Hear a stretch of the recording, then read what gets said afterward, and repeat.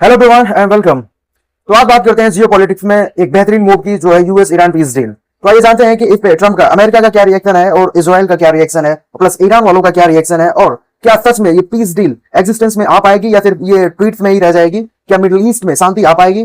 तो आज US president ने क्लेम किया, उन्होंने ऐसा बोला G7 मीटिंग में, without the US there would be no Israel. Trump ये बोलते हैं कि अमेरिका के बिना इजराइल होता ही नहीं और मेरे बिना यह संभव भी नहीं था। No other US president had done what I did, और मैंने जो कुछ भी इजराइल के लिए किया है ऐसा किसी भी यूएस प्रेसिडेंट ने आज तक नहीं किया है। ट्रंप ने ऐसा इसलिए क्यों कहा? क्योंकि इजराइल लगातार लेबनान पर स्ट्राइक्स कर रहा है, जो कि यूएस ईरान पीस डील को रोकने के लिए पर्याप्त है, क्योंकि यह ईरान की सबसे एक मुख्य शर्त मान सकते हैं कि इजराइल जब लेबनान पर हमले करना रोक देगा और लेबनीज टेरिटरी जो कि आईडीएफ के कब्जे में है वहां से अपनी सेना को पीछे कर लेगा, तभी ईरान इस पीस डील में आने के लिए मानेगा। तो ट्रंप ने नेतन्याहू को लेबनान में और अधिक सावधानी बरतने के लिए तथा वहां पे जारी हवाई जो हमले हैं इजराइल के द्वारा उसको सीमित करने की हिदायत दी। और इजरायली प्राइम मिनिस्टर को समझ लो कि डांटते हुए, बिल्कुल इनके वर्ड्स देखेंगे किस प्रकार के वर्ड्स यूज कर रहे हैं, जबकि एक ग्लोबल लीडर को इस तरह के वर्ड यूज नहीं करने चाहिए। इन्होंने नेतन्याहू को कुछ वैसा ही बोला। तो आइए यहाँ पे जान लेते हैं कि ट्रंप ने ऐसा किया क्या इजराइल के लिए जो किसी भी यूएस प्रेसिडेंट ने अब तक नहीं किया है। तो इन्होंने जो पहला सबसे बढ़िया, सबसे तगड़ा वाला काम किया था वो अपने पहले टर्म में 2017 से 2021 में, जब ट्रंप अमेरिका के राष्ट्रपति थे, तो इन्होंने यरूशलेम को इजराइल की राजधानी के रूप में मान्यता दे दी थी। उससे पहले कोई यरूशलेम को इजराइल की राजधानी नहीं मानता था, तेल अवीव होती थी।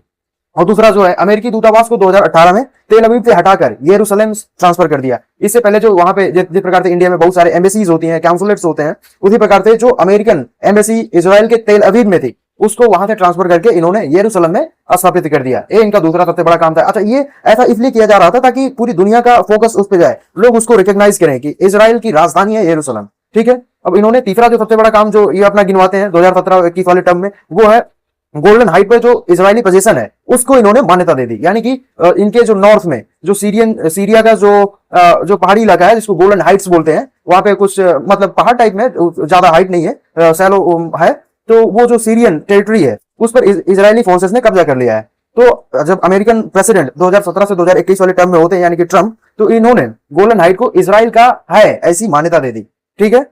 और उसके बाद इन्होंने जो सबसे बड़ा और सबसे बेहतरीन काम किया था, अब्राहम अकॉर्ड 2020 में हुआ था। अब्राहम अकॉर्ड ये क्या था? इसके द्वारा ये ऐसा एक समझौता था जिसमें जितने भी यहाँ पे मिडिल ईस्ट में इस्लामिक कंट्रीज हैं वो सभी इजराइल को मान्यता देंगी एज ए कंट्री, क्योंकि इनमें से कोई इजराइल को एज ए कंट्री रिकॉग्नाइज ही नहीं करता। और ये जितने भी इस्लामिक कंट्रीज हैं इन लोगों का ये कहना है कि जब तक इजराइल यहाँ का पैलेस्टाइन का जो एरिया है उसको छोड़कर, जब तक कि पैलेस्टाइन एक अलग देश स्थापित नहीं हो जाता, तब तक कोई भी मुस्लिम कंट्री इजराइल को रिकॉग्नाइज नहीं करेगा, यानी कि इजराइल को मान्यता नहीं देगा। यहां तक कि पाकिस्तानी ये जो भूख से मर रहे हैं, इन लोगों ने अपने पासपोर्ट पे बहुत सालों से लिख रखा है कि दुनिया में इजराइल नाम का देश एग्जिस्ट ही नहीं करता। ठीक है। तो ये इनका जो सबसे बेहतरीन काम था वो था अब्राहम अकॉर्ड, जो होता है 2020 में। और इसके तहत अब तक जानते हो कितने मुस्लिम कंट्रीज ने इजराइल को मान्यता दे रखी है? तो वो है, सबसे पहला था यूएई, यूनाइटेड अरब एमिरेट, और दूसरा है बहरीन, और तीसरा है सूडान और मोरक्को।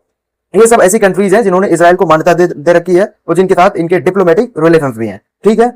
और उसके बाद एक और धाकड़ काम किया था ट्रंप ने अपने पहले टर्म में, वो था JCPO जो समझौता था ईरान के साथ, उससे ईरान को बाहर कर दिया। यानी कि अब JCPO जो बराक ओबामा ने किया था ईरान के साथ कि ईरान इससे सिर्फ न्यूक्लियर एनरिचमेंट करेगा और अपने मतलब न्यूक्लियर कार्यक्रम चला सकता है, मतलब एनर्जी के लिए, not for developing the nuclear bomb.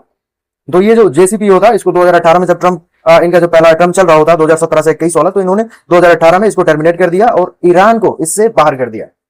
ठीक है। तो ये थी अब तक का पूरा कॉन्टेक्स्ट कि अब तक क्या हुआ जियो पॉलिटिक्स में। तो आप क्या सोचते हैं इसके बारे में? What do you think about these circumstances? Please mention your opinion in the comment box and hit the like button and subscribe the channel. Thank you दोस्तों।